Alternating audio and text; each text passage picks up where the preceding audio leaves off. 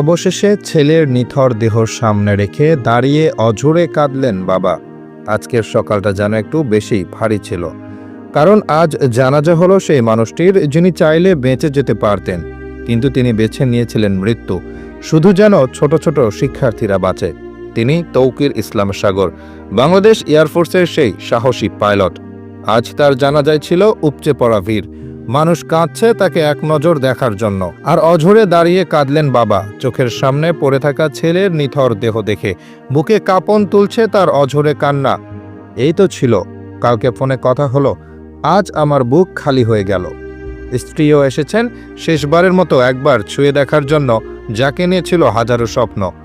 ভবিষ্যতের কত পরিকল্পনা, কত হাসি, কত পথ চলা, সব আজ স্তব্ধ।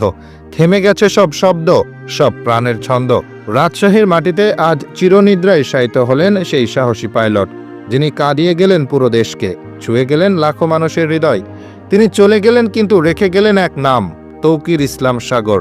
একজন সত্যিকারের বীর, যার আত্মত্যাগে দেশের ইতিহাসে সোনালী অক্ষরে লেখা থাকবে। এমন বীর তো প্রতিদিন জন্মায় না।